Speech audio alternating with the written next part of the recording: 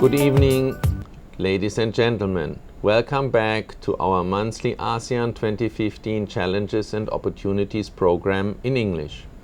My name is Dr. Wilfried, and as you know, I'm the Executive Director of the Human Development Forum Foundation, a registered Thai non-for-profit organization. We are running a couple of programs for the ASEAN 2015 Community Program, as well as international workshops in English. Our main topic today is on Iran and ASEAN 2015. The actual global detente towards the Islamic Republic of Iran, or short Iran, creates a lot of opportunities for ASEAN as well. However, in the ASEAN community, not many people know about anything in Iran. Therefore, I invited a very special guest who is born in Iran and works at the University of Tehran, Mr. Ebadi, and he can give us definitely some inside views from this interesting country. Good evening, Mr. Ebad. Welcome to our program, and please introduce yourself briefly. Good evening, Dr. Wilfred. Thank you for having me here. I'm born in Iran, as you said, and I studied at the University of Tehran. And then I, moved to London and studied economics. My further study at the university at London School of Economics and Political Science. And then I came back to Iran, and I started my career as a lecturer at the University of Tehran and as an economic consultant for a private firm. And of course, I've done research on Iranian economy for National Iranian Competition Council and also for Iranian Chamber of Commerce. And in those studies, we studied for new partners, trade partners for Iran, and ASEAN is one of those partners that we are looking for. Okay. Thank you very much for this first introduction, and we have now a short commercial break.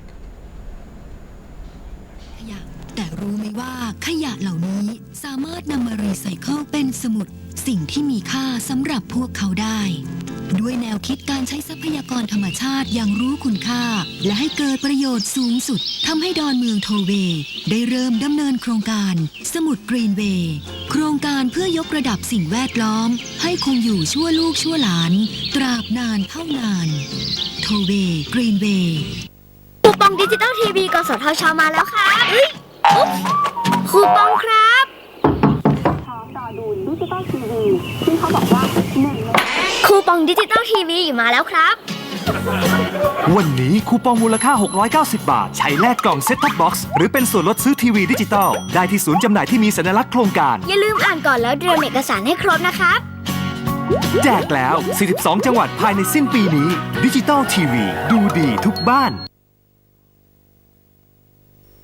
บริษัท IRPC จำกัดมหาชนพร้อมก้าวสู่ผู้นำด้านปิโตรเคมีและการกลั่นครบวงจร Welcome back to our ASEAN 2015 Challenges and Opportunities full English program.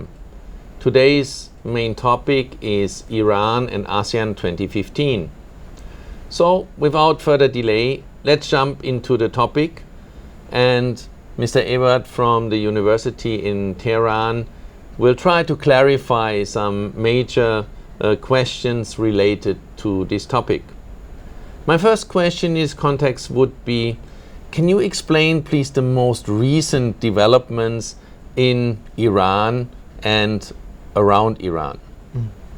As you know, this July, after almost 12 years of negotiation between Iran and world powers, Iran reached to the nuclear deal with P5+1 countries over its nuclear activities. And P5+1 refers to world powers, namely Germany, Russia, China, Britain, France, and United States. By this agreement, which is called the Joint Comprehensive Plan of Action, Iran agrees to reduce its nuclear activity in return of removing sanctions. The impact of US and EU sanctions on Iranian economy was really hard because the year after the sanctions, the Iranian growth rate goes to minus 6.6%, which the last year before the sanctions were imposed, it was above 4% economic growth for Iran. So as you can see, there was a huge impact on Iranian economy. By changing the government, the new government, they're starting a new dialogue with the world powers. And they could reach to an agreement on this July 2015, which opens the doors for Iran economy to attract investors in Iran. And by removing the sanctions, Iran can reach to its freeze monies on other banks around the world. And of course, it can raise its oil production and exports. So the sanctions is the beginning of a path for Iranian economy. It's an open door that Iran can boost its economy. And investors are coming to Iran. Right now, Shell and Total oil companies, they have started oil negotiations with Iran.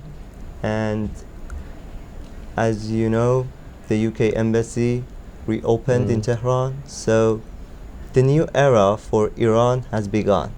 And Iran looks forward to continue this kind of dialogue in terms of politics, economics, and even cultural, issues with the world. So this removing of sanctions, the removing of sanctions changed a lot in the future. It begins with Iranian economy. That's a very interesting point. The sanctions will give you a chance, or the lifting of the sanctions will give you a chance to further develop.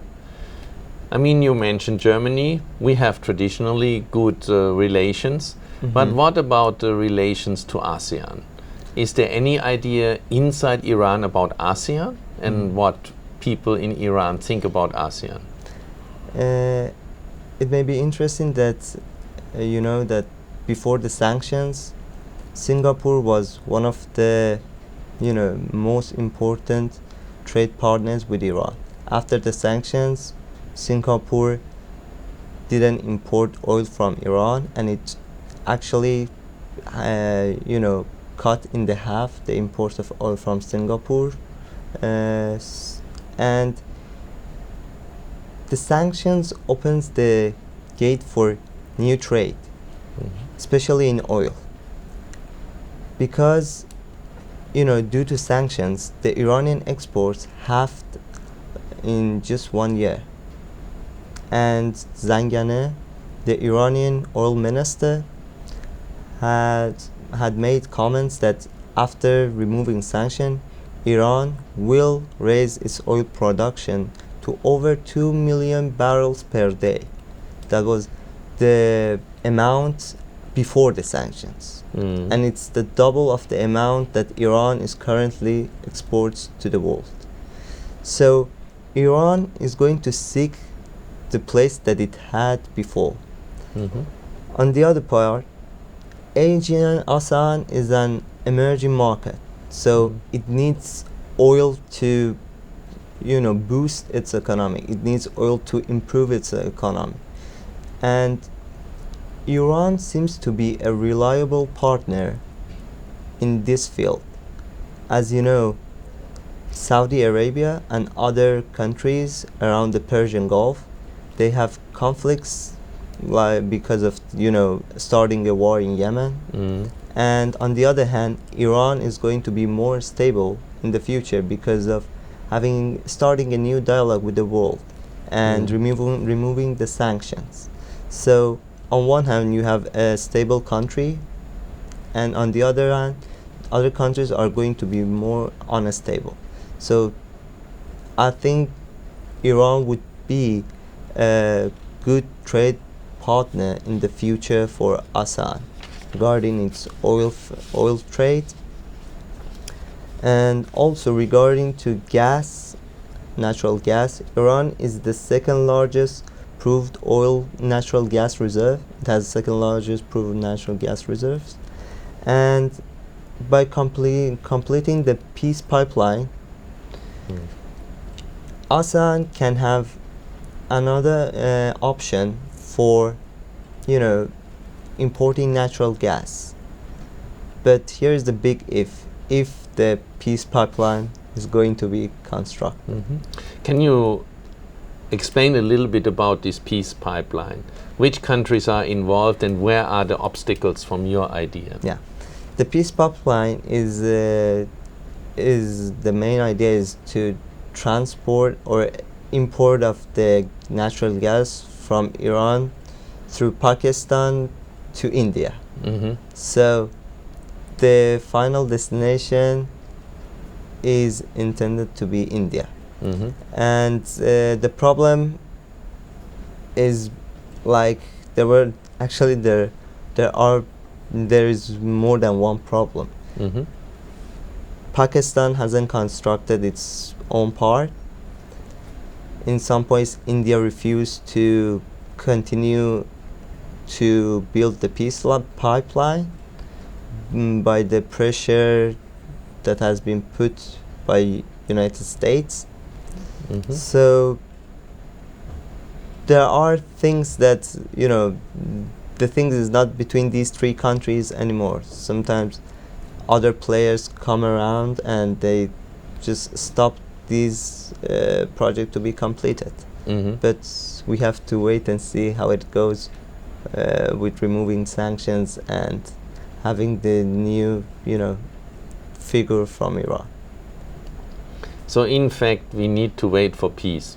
Yes, of course. Not just for the peace pipeline. Yeah, peace Because between the neighbors. I think the way of this very ambitious pipeline to connect these three countries is, from my point of view, quite a challenge. If we look at Pakistan, we have Balochistan which is not stable for them as well.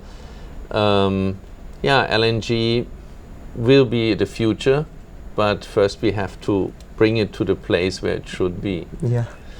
One small question, maybe just one short minute view. How is the life of Iranian people, normal Iranian people today?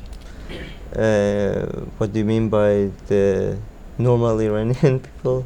I mean the ordinary people. No, ordinary people. Actually, it may be interesting for you, but because the life in Iran is like, it has fun. Iranian knows how to have fun. Okay. Yeah, even in the worst situation, even with the economic sanctions, they are happy. Okay. I don't mean that because of the sanctions they are happy, because the life is hard on Iranian. Of course, it was hard, and I hope it will be better, because they're spending on by their saving. The economic situation is really bad, but still they find a way to have fun, to go out, and of course to travel. And they are very welcoming people. If you come to Iran, they're going to be very